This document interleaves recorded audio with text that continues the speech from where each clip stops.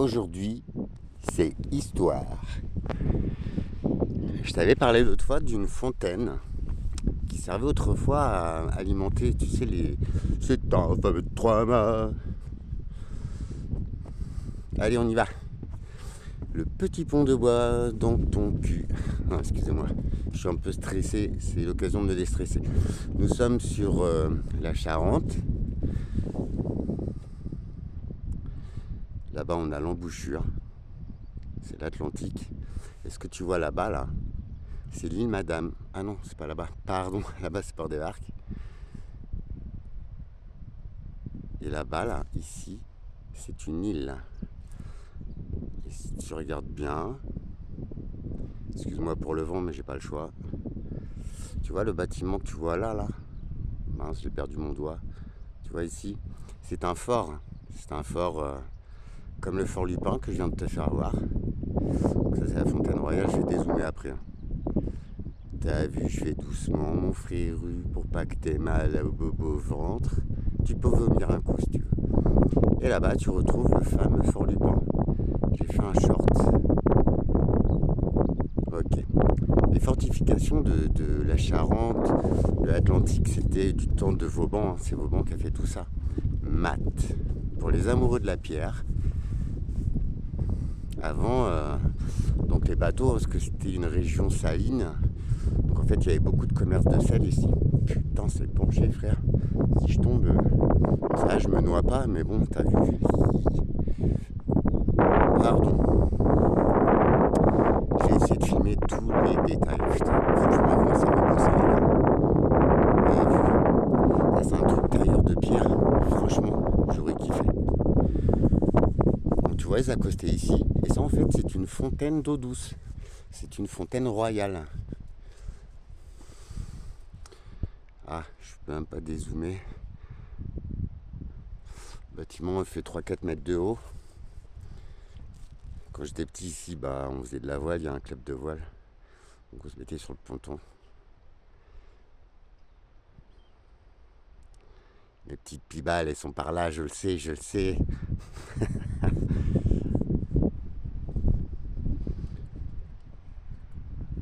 Qu'est-ce que ça fait du bien. Au moins, ils te font pas chier les gens. Ah, donc l'île Madame, tu la vois mieux aussi. Tu vois, au second plan, c'est une île, une toute petite île. Je vais vous y emmener une prochaine fois. C'est une île où il y avait un pèlerinage de moines. Et en fait, c'est une passe, tu vois, une passe qui se découvre à marée basse, en cailloux, en sable. Et en fait, il y a pas mal de gens qui sont décédés parce que la marée, elle monte assez vite. Et même l'été, hein, il y a des voitures qui se font piéger et tout. Mais ouais, c'était un lieu de pèlerinage, l'île Madame. Il y a 2 maisons dessus. Je te le donne en mille. Il y a la maison de l'ancien député. Et puis, c'est une île assez sauvage. Tu rentres avec moi. Putain, Matt, c'est magnifique. Hein. Moi, j'adore. Oh, oh, oh, oh. Et voilà. Ça, a priori, c'est de l'eau douce. C'était un ravitaillement. Bah, regarde. Au fil du temps, 1886, le site connaissait une très forte activité avec l'édification de magasins à fulmi-coton, coton nitré à taux d'azote assez élevé pour avoir des propriétés fortement explosives, corps de garde puis logement de gardien, hangar cabane aux poudres, magasin à chariot de torpillés. Tu vois la fontaine qu'elle a. La fontaine était encore en activité au début du XXe siècle. La marine demande la construction d'un bâtiment à usage club nautique, donc ça c'est le club dont je te parlais. Ok, donc il n'y a pas l'histoire. Ça c'est dommage. Allez, on remonte dans le temps les gars. 1910. Ça n'a pas beaucoup changé franchement. 1954. C'est beau hein. 1971. Ah, c'est ça les magasins de fulmi-coton, d'accord. Ok, bah c'est les bâtiments qui sont derrière alors. Ok.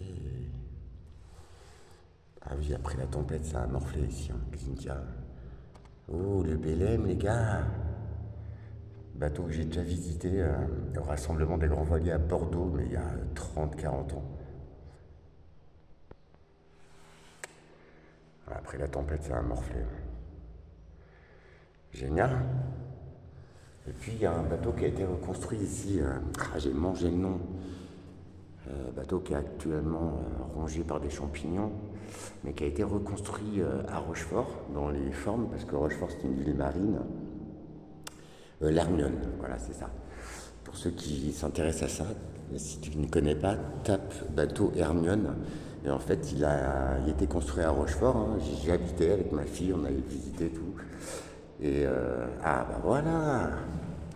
Vers 1670, le chevalier de Clerville, urbaniste du roi Louis XIV, chargé des fortifications, fait édifier la première fontaine royale dans le lit de l'estuaire de la Charente. Cette première construction, terminée vers 1676, était décrite comme une tour hexagonale haute de 14 mètres, décorée d'un ordre dorique, et comme une merveille d'architecture par messieurs Bégon et Masse. Bégon vert ou Bégon jaune? Bégon, c'était un administrateur, il est super connu. En 1759, sous le règne de Louis XV, on profita des réparations qu'exigeait la fontaine pour augmenter les moyens d'y faire de l'eau. Le projet est confié à Onésime Augias, ingénieur de la marine. En 1763, la fontaine royale de Lupin est donc intégralement remaniée, essentiellement dans son soubassement servant de réservoir et munie de robinets sur chacune de ses 5 faces, où les chaloupes des vaisseaux venaient se ravitailler en eau douce. Donc c'est pas les bateaux qui venaient, c'est les chaloupes. Tu imagines le boulot. La fontaine royale a été bâtie. Ah oui, putain, c'est de l'ancien français. A été bâtie en 1676. L'eau vient par des tuyaux du côté de Saint-Nazaire, le village de Fontpourri. On l'amasse dans un grand magasin d'eau qui est couvert et ensuite elle s'écoule dans une tour bastille dans la rivière où on ouvre un robinet où les vaisseaux envoyant leurs chaloupes remplir les barriques d'eau pour leur voyage. Cette eau est bonne et la fontaine assez jolie. Le chevalier de Clerville, en 1670, était un urbaniste du roi Soleil. Bégon Michel. Ouais, Bégon, il est né en 1638 à Blois, mort en 1710 à Rochefort, intendant de la marine à Rochefort et intendant de la généralité de La Rochelle sous Louis XV. Massé Claude, ingénieur et géographe de Louis XIV. Louis XV, roi de France, hein, on ne savait pas. Et Augias Onésime, ingénieur de la marine de Louis XV. Chambé, hein. Voilà, pour ceux qui aiment l'histoire, on n'a rien inventé. Même je dirais que c'est plutôt moche ce qu'on fait, franchement. Plutôt débile, même. Mais bon, ça c'est mon avis. L'eau douce est captée dans les sources de Fontpourri et dans la fontaine des Morts. Ah, génial. Elle est amenée à l'Égade au moyen d'une canalisation en grès fabriquée à la chapelle de Saint-Onge, mesurant environ 2800 mètres de long. Elle est rectiligne sur ses 650 derniers mètres jusqu'à la Charente et suit alors en partie la route de l'Ételon. La canalisation du XVIIIe siècle était constituée de tuyaux en grès vernissés de 11 cm de diamètre, établis sur radier maçonné et noyés dans une chape en maçonnerie. Elle est dotée de 28 regards souterrains, dont certains sont encore conservés dans les champs.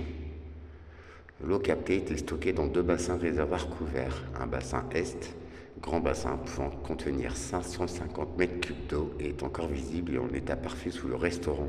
Ah, génial! Le bassin ouest, situé sur le parking actuel, a été détruit en partie en 1935, puis entièrement détruit à la suite d'une explosion d'obus stockés à l'intérieur en 1948. Ils sont vraiment pas doués les mecs. Ah voilà l'Hermione. 1780, l'Hermione, à la fontaine, apparaît avec son bord le marquis de Lafayette. Non.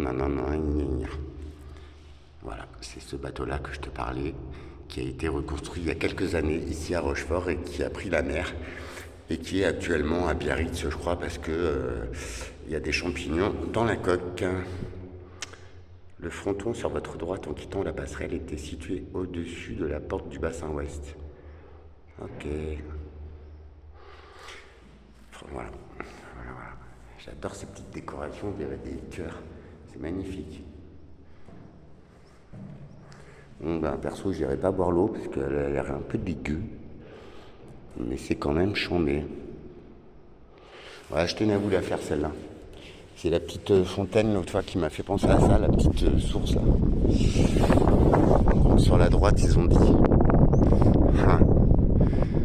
Je vois de la vase, ça pue, mais voilà. Désolé pour le vent. De toute façon, je vais rien dire de trop intéressant. Je vais te laisser.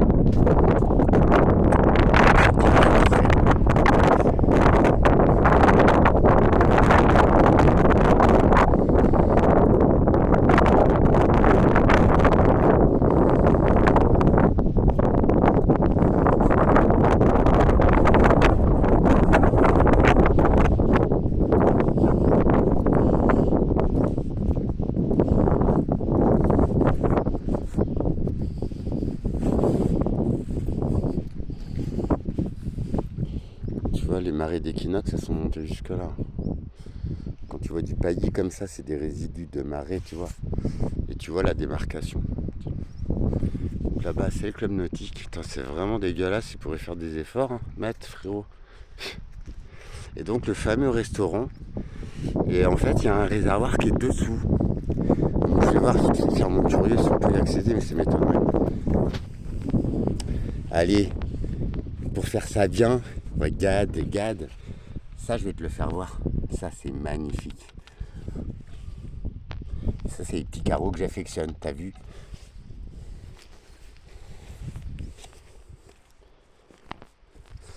Je vais peut-être la charger dans le coffre, hein, au prix de la ferraille, frérot. Je paierai le voyage. T'es con, Alex. Pauvre bête, t'as vu? J'adore ces arbres, mais là, à mon avis, ils se sont un peu à l'étroit de merdier. C'est fou, hein, même les plantes, ils les font galérer. C'est dingue, hein, l'être humain. Restaurant L'Escale. Je leur fais pas de la pub. Hein. Je viendrai peut-être manger un jour. Non, mais il n'est pas accessible, hein, le réservoir. C'est dommage. Quel dommage! De toute façon, on reviendra dans le coin, parce que juste derrière là-bas, il y a une toute petite écluse où j'ai pour habitude d'aller pêcher quelques civelles. On dirait que ça a abandonné le merdier. Ouais, remarque, ça a soufflé hier. Ça a bien soufflé. Putain, t'as vu les encres. Allez, viens te muscler. Waouh. T'imagines le poids, toi, sur le bateau? Il valait mieux peut-être pas que tu te le prennes dans les cuisses, mon ami. Donc là-bas, c'est le club de voile. Quel dommage, mais quel dommage! Je ne sais pas ce que c'est. Il y a un truc qui m'intrigue, donc je vais y aller. Un jour, je vais avoir des problèmes, moi. Donc là, apparemment, il y a un petit cours d'eau.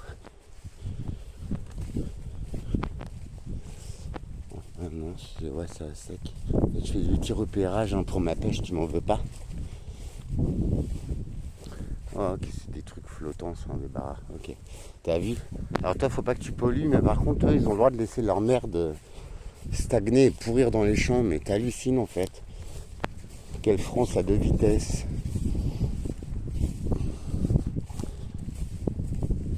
Bon, malheureusement, on va pas voir le réservoir.